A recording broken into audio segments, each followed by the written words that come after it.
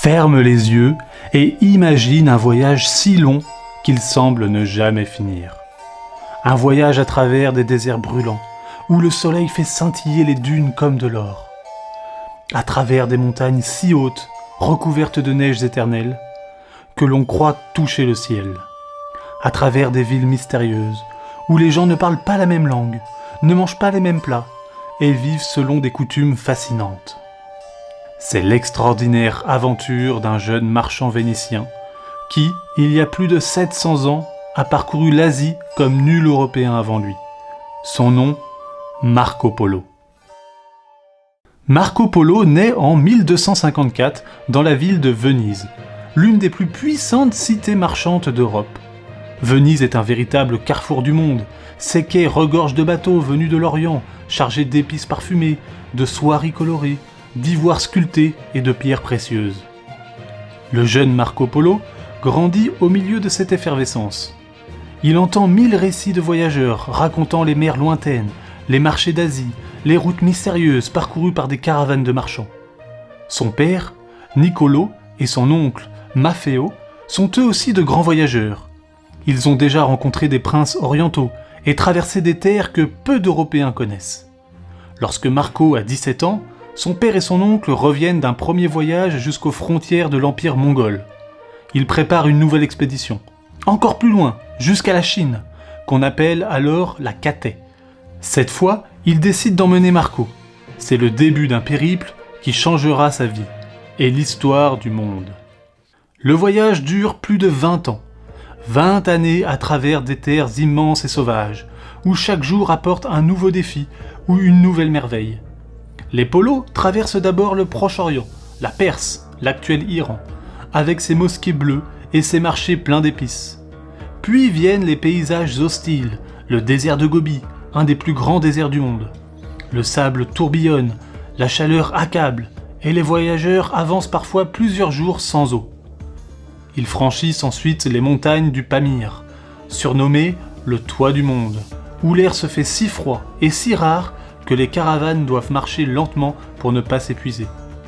Puis, ils longent les étendues infinies des steppes mongoles, où galopent des cavaliers rapides comme le vent.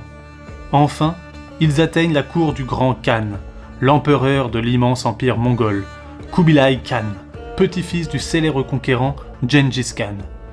La cour du Khan est un lieu incroyable, des palais immenses, des jardins remplis d'animaux exotiques, des salles où l'on étudie les étoiles, les plantes et les langues du monde entier. Le Khan est un souverain curieux, passionné par la science et les cultures étrangères. Marco, intelligent, observateur et poli, gagne très vite sa confiance. Le Khan lui donne alors une mission. Explorer ses provinces, rencontrer ses gouverneurs et inspecter des villes grandes comme des royaumes. Marco découvre des inventions inconnues en Europe. Le papier-monnaie, la poste impériale avec des relais rapides, le charbon qui sert à se chauffer, des ponts immenses, des temples, des palais peints de couleurs éclatantes. Il visite même la splendide ville de Kambalik, l'actuel Pékin. Mais ce voyage, aussi merveilleux soit-il, est rempli de dangers. Sur les routes, les Polos affrontent des tempêtes de sable qui effacent tout sur leur passage, des bandits qui attaquent les caravanes, des maladies qui frappent sans prévenir, et même des mers agitées lors de leur retour. Après 17 ans passés auprès du Khan, les Polos souhaitent rentrer. Mais Kubilai Khan les apprécie tant qu'il hésite à les laisser partir. Finalement, il les confie à une mission diplomatique maritime. Le retour est difficile, beaucoup de voyageurs et leur flotte ne survivent pas. Mais les Polos, eux, y parviennent. Lorsqu'ils arrivent enfin à Venise, plus de 20 ans se sont écoulés. Le plus étonnant, personne ne les reconnaît. Et quand Marco commence à raconter leurs aventures, beaucoup le prennent pour un menteur. Comment croire qu'il existe des palais en or, des villes gigantesques et un empereur qui gouverne des millions de personnes? Pourtant, Marco Polo a tout vu. Il décide donc de raconter son histoire dans un livre, le Livre des Merveilles, aussi appelé le Divisement du Monde. Ce livre deviendra l'un des récits de voyage les plus célèbres de toute l'histoire. Marco Polo nous laisse un héritage immense. Il a ouvert les yeux de l'Europe sur un monde qu'elle ignorait presque complètement. Grâce à lui, les Européens ont découvert l'existence de royaumes riches, de routes commerciales gigantesques et d'inventions encore inconnues. Son livre inspirera des générations de voyageurs, dont un certain Christophe Colomb, qui emportera le Livre des Merveilles sur son propre navire en partant vers l'inconnu.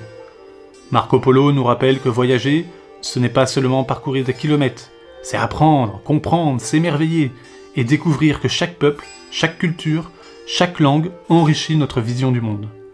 Un véritable aventurier n'a pas seulement du courage, il a aussi un esprit curieux et un cœur ouvert.